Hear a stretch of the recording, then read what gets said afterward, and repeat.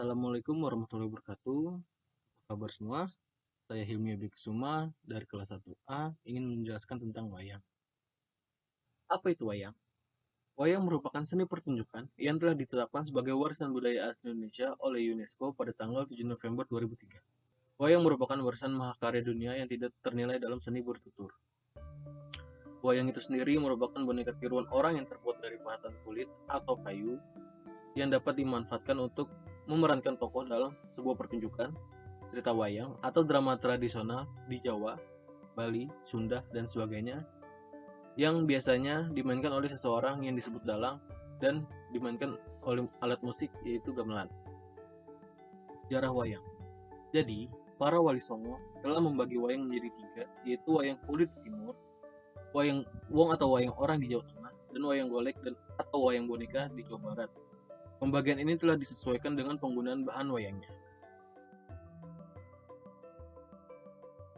Pertama, wayang kulit. Wayang kulit memiliki jenis yang paling terkenal yaitu wayang purwa yang diperkirakan memiliki umur yang paling tua. Wayang ini terbuat dari kulit kerbau yang ditatah dan diberi warna sesuai kaidah pulasan wayang pendalangan serta diberi tangkai dari bahan tanduk kerbau bule yang diolah sedemikian rupa dengan nama sempurit yang terdiri dari tuding dan gapit.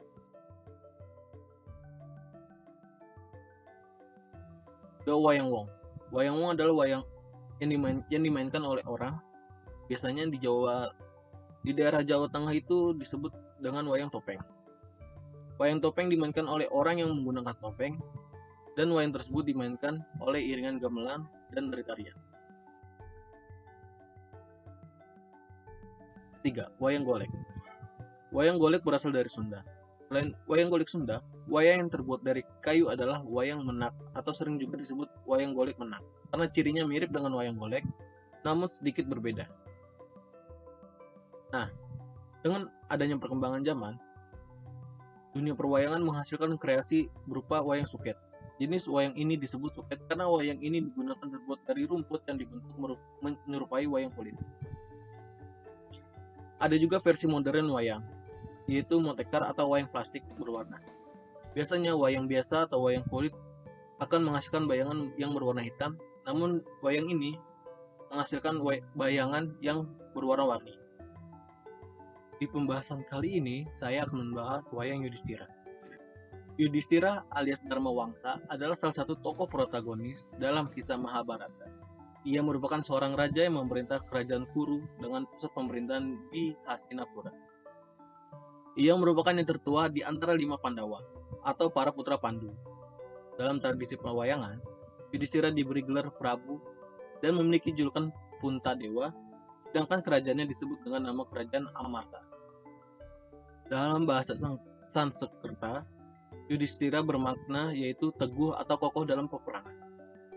Yudhistira juga dikenal sebagai sebutan Dharma Raja yang berarti Raja Dharma, karena ia selalu berusaha menegakkan Dharma sepanjang hidupnya. Ada juga beberapa julukan untuk Yudhistira, yaitu Ajatasatru, yang artinya tidak memiliki musuh, Bharata, yang artinya keturunan Maharaja Bharata, lalu Dharma Wangsa atau Dharma Putra, yang artinya keturunan Dewa Dharma, lalu selanjutnya ada Puntadewa, yang artinya derajat keluhurannya setara para dewa, lalu kelima ada Sami Aji, yaitu menghormati orang lain bagi diri sendiri. Selanjutnya ada Yudhistira yang artinya pandai memerangi nafsu sendiri. Yang terakhir ada Gunatali Karma yang artinya pandai bertutur bahasa. Yudhistira memiliki sifat yang sudah tercermin dari julukan-julukannya. Namun ada juga sifat yang paling menonjol yaitu adil, sabar, jujur, taat terhadap ajaran agama, penuh percaya diri, dan berani berspekulasi. Dalam kisah Mahabharata, Yudhistira memiliki kelebihan atau kemampuan dalam memainkan tombak. Sedangkan dalam pewayangan Jawa, Yudhistira memiliki kesaktian atau kemampuan batin. Seperti yang dikisahkan, ia mampu menjinakkan hewan-hewan buas di hutan Wanamarta hanya dengan meraba kepala mereka.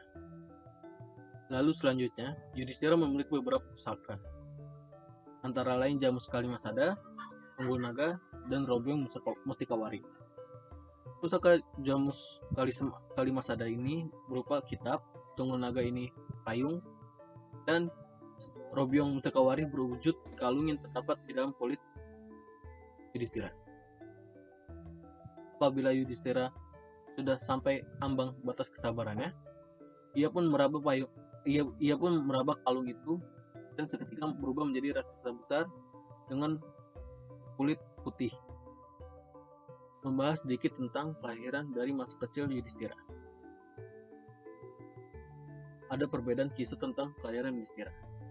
Dalam kitab Mahabharata bagian pertama atau Adiparwa mengisahkan tentang kutukan yang dialami Pandu, ayah Yudhistira, yang tanpa sengaja telah membunuh Brahmana bernama Resikindama saat ia sedang bersama istrinya dengan wujud rusa. Menjelang ajalnya, Resikindama mengutuk Pandu bahwa ia akan mati ketika ia mengawini istrinya.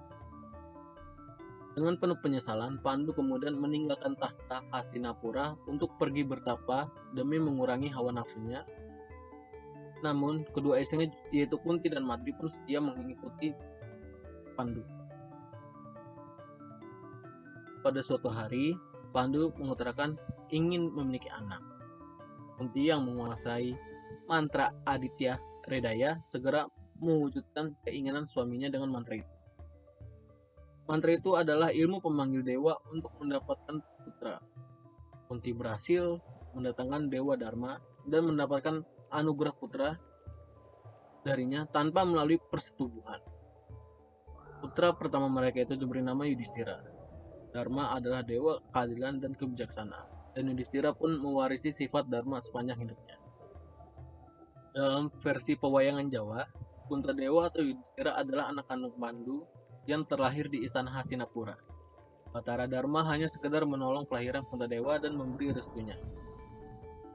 Berkat bantuan Dharma, Puntadewa lahir dari ubun-ubun putih.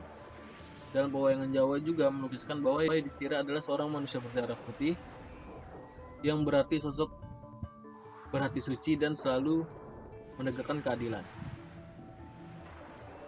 Yudhistira dan para Pandawa yang lain mempelajari ilmu agama, hukum, dan tata negara kepada Resikrepa bersama-sama dengan saudara-saudara sepupu mereka yaitu Korawa. Dalam pendidikan ini, Yudhistira adalah murid yang paling pandai. Setelah itu, Pandawa dan Korawa berguru ilmu perang kepada Resi Drona. Dalam hal ini, Arjuna adalah murid yang paling pandai, terutama dalam ilmu mana. Sementara Yudhistira lebih terampil dalam menggunakan senjata tombak. Bentuk visual dari wayang Yudhistira sebagai berikut. Wayang Yudhistira memiliki mata yang dijahit, hidung mancung, muka tenang, lebih tenang dari masa mudanya, bergelung keling, bersunting wadaran. Lalu setelah ia diangkat menjadi raja, ia membuang semua pakaian yang serba kemasan dan permata. Maka ia sering disebut sebagai raja yang sangat bersahaja.